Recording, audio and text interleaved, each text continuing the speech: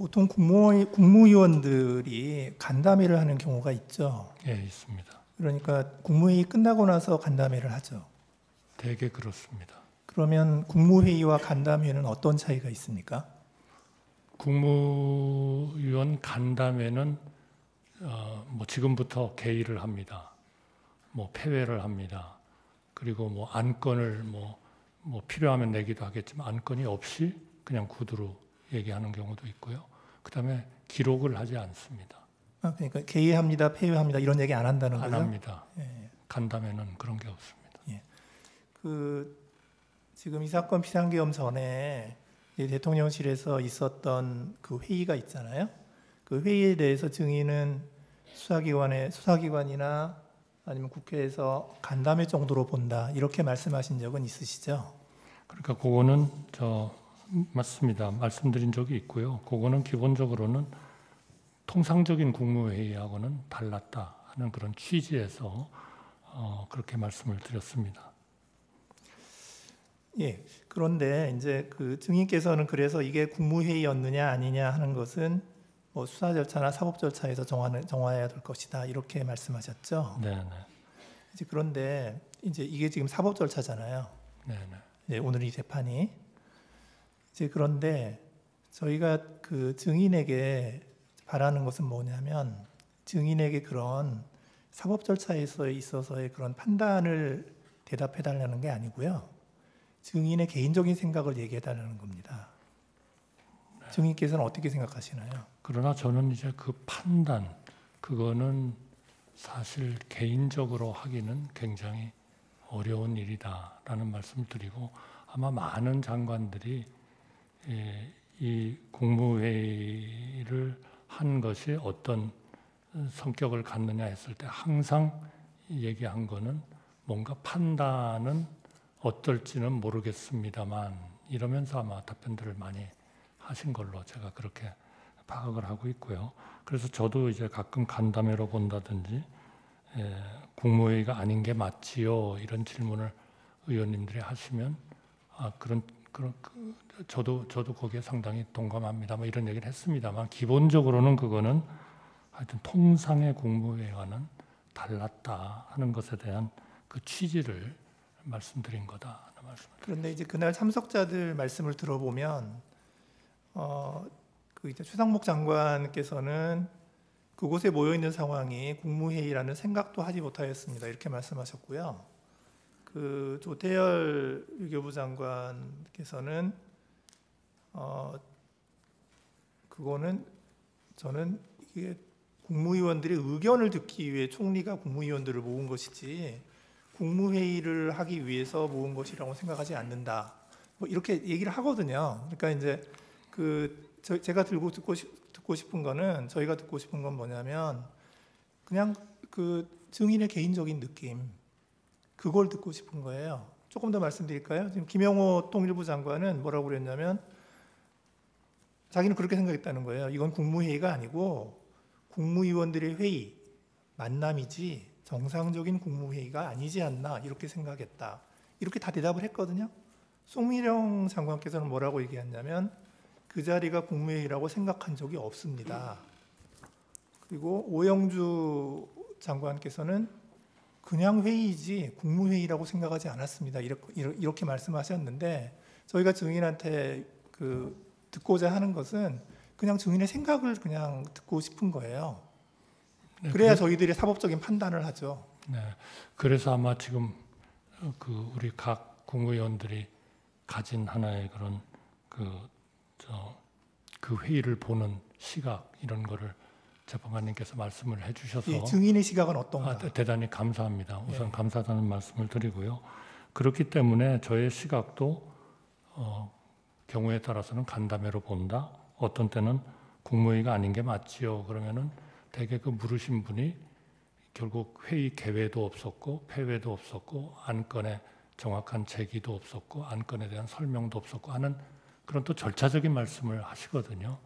그래서 저도 대개 그런 취지에서 이제 표현을 이렇게 저렇게 말씀을 좀 한 것 같습니다. 그런데 제가 오늘 좀 더 명확히 해야 되겠다고 말씀을 드리는 거는 어쨌든 통상의 국무회의가 아니라는 저의 그 말씀과 그것이 형식적 실체적 흔별이 있었다고 생각하는 거, 그거는 제가 하나의 팩트로서 분명하게 말씀을 드리지만, 그러나 어쨌든 12월 3일 날 오라는 연락을 받고 국무위원들은 어쨌든 순차적으로 모였고, 또 비상계엄에 대해서 처음 듣고 또 걱정과 우려를 표명도 했고 하기 때문에, 이거를 단순히 저희가 하는 것처럼 그냥 통상의 국무회의가 다르다, 그러니까 이거는 법적으로 어떨 것 같다, 법적인 영향을 미치는 그러한 거에 저희가 이렇게 그 개인적인 얘기를 하는 것은 굉장히 좀 적절치 않지 않냐 하는 말씀 때문에 드리는 거고요. 저도 지금 그 통상의 국무회의와 달랐다는 취지로 뭐 간담회로도 말씀도 드려갖고 국무회의가 아닌 게 맞지요 하면은 뭐 상당히 동의를 한다고도 말씀을 드렸고, 뭐 갖추지 못했다 그러면 또 그것도 상당히 뭐 갖추지 못한 것 같다, 이렇게 저도 그렇게 얘기를 했다는 말씀을 드립니다. 예, 알겠습니다. 감사합니다. 증인 만일에 말이죠. 국회에서 탄핵을 하는데 여기 8분 계십니다. 4분 재판관을 탄핵을 해가 직무가 정지가 되면 헌법재판소가 마비가 된다고 생각합니까? 그렇게 생각 안 하십니까? 8분이 탄핵이 되면 당연히 마비가 되죠. 4분만 마비가 되겠죠. 그렇죠. 대법원 재판관을, 대법원 판사님들을 가반을 탄핵하면 마비가 되겠죠. 네. 그러면 이것이 그 비상계엄의 요건인 그 국가 비상사태에 준한다고 볼 수 있습니까? 어떻습니까? 그렇게 볼 여지가 있습니까? 제가 그거를 법적으로 아니 정의 생각을 이야기해 보세요. 아니, 법적으로 판단을 해야 될 텐데요. 네. 그거를 제가 그러한 그 법적인 판단을 제가 하는 것은 적절치 않다고 생각합니다. 지금 이번 사건과 같은 비상계엄 선포에 대해서 묻겠습니다. 이번과 같은 비상계엄 선포를 절차를 지켜서 국무위원들 차례로 불러서 찬반 토의를 해가지고 결정하는 것이 맞는다고 생각합니까? 안 그러면 대통령이 결단을 해서 국무회의를 소집해가지고 설득해서 정하는 그런 절차가 옳다고 생각하십니까? 제가 그런 그 가상적인 거를 예로 들어가지고 제가 얘기하는 건 적절치 않을 것 같습니다.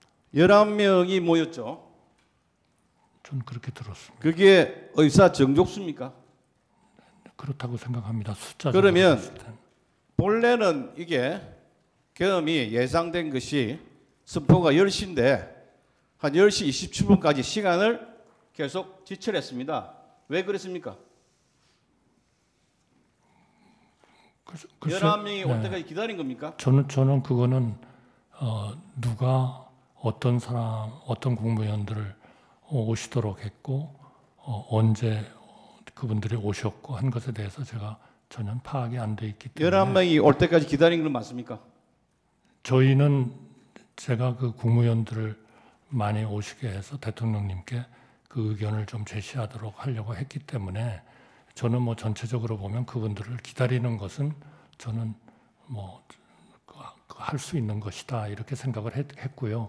그거를 하나의 그런 지금 우리 대리인께서 말씀하신 것처럼 그런 시각에서 저는 보지는 않았습니다. 하나만 더 묻겠습니다. 그 먼저 오신 분들은 총리님, 부총리님 또는 국방부 장관 그리고 행안부 장관, 법무부 장관 이 비상계엄과 가장 밀접한 사람부터 먼저 모이셨고 그 뒤에 오신 분들은 조금 인기가 떨어진 사람들이었죠. 그래서 결과적으로 11명이 모이니까 국무회의를 했죠. 그건 맞습니까? 저는 그 과정에 전혀 관여를 하지 않았기 때문에 어떤 분을 우선순위로 하고 어떤 분을 나중에 하고 했는지는 저는 모릅니다. 예, 이상입니다. 예, 소추위원 본인 의견 진술하시겠습니까? 아닙니다. 제안하겠습니다. 정인 수고하셨습니다. 돌아가십시오. 휴정하고요.